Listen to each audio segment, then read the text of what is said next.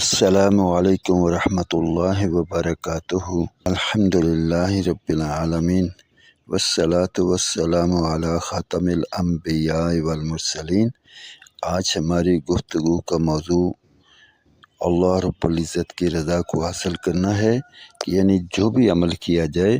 اس میں ریاکاری، شہرت یا کوئی فاسد مقصد نہ ہو،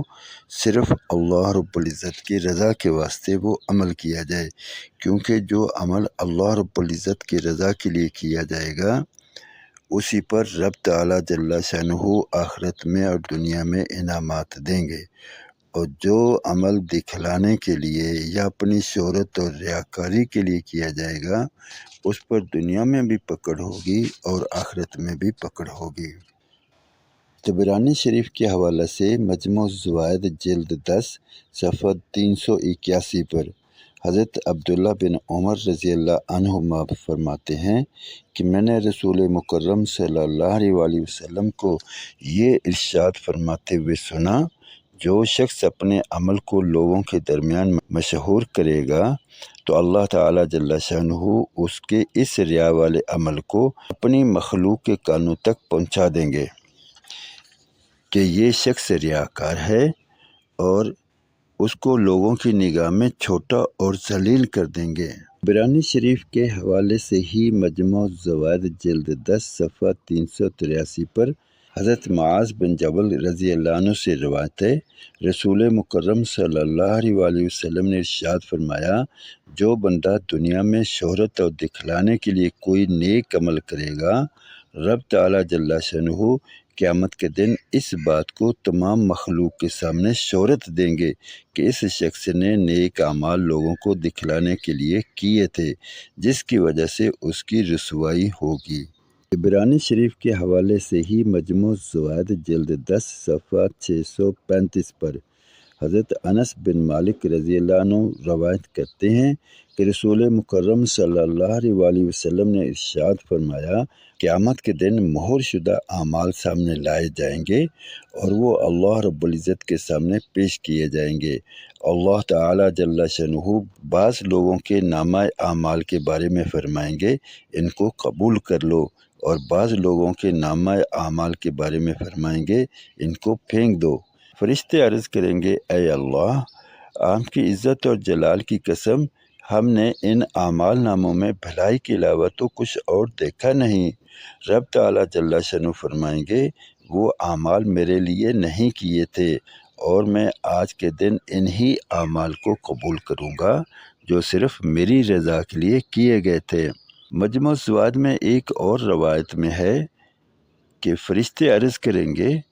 آپ کی عزت کی قسم، ہم نے تو وہی لکھا جو اس نے عمل کیا، اور وہ سب اعمال نیک اور اچھے ہی ہیں۔ اللہ رب العزت فرمائیں گے، فرشتوں، تم سچ کہتے ہو، اس کے اعمال میری رضا کے علاوہ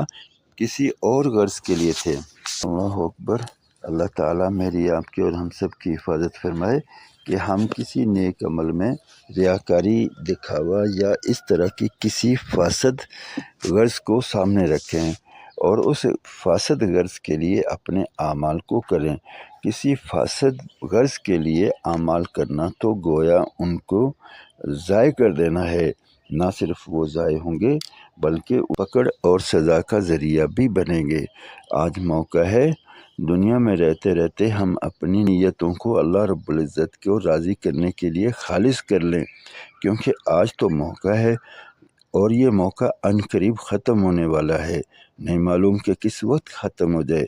جب انسان اس دنیا سے چلا جائے گا، نہ تو اس کا مال کام آئے گا، نہ اس کے کوئی اولاد اور کوئی اور دنیا کی چیز کام آئے گی، یہاں تک کہ شہرت بھی کسی کام نہیں آئے گی۔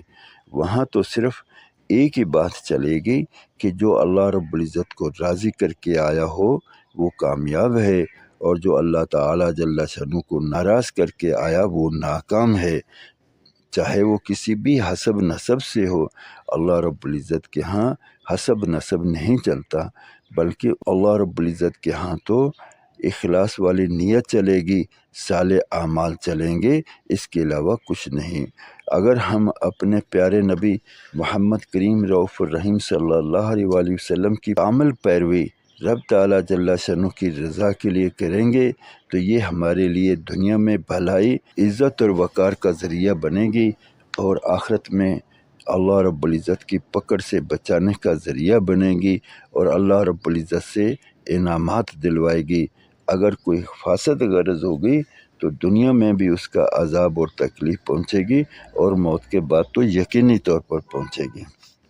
یہ اسی صورت میں ہوگا جب ہم بار بار اس موضوع پر بات کریں گے، دوسروں کو اس کے لیے تیار کریں گے کہ ہم اپنے اعمال میں اور صرف اللہ رب العزت کی رضا کا جذبہ باقی رکھیں، اس کے علاوہ جتنے فاسد مقاصد ہیں ان کو نکال دیں۔ جب ہم بار بار اس پر بات کریں گے اور ریاکاری اور دکھاوے کی مفسدات کا ذکر کریں گے، اللہ رب العزت کی کریم ذات سے امید ہے کہ وہ ہماری نیتوں کو بھی خالص کر دے گی۔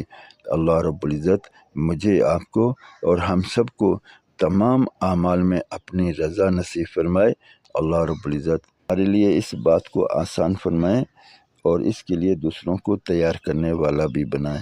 آمین یا رب العالمین۔ اب تک کے لیے اتنا ہی، انشاءاللہ ملتے ہیں اگلی ویڈیو میں، تب تک کے لیے اللہ حافظ۔ السلام علیکم ورحمۃ اللہ وبرکاتہ۔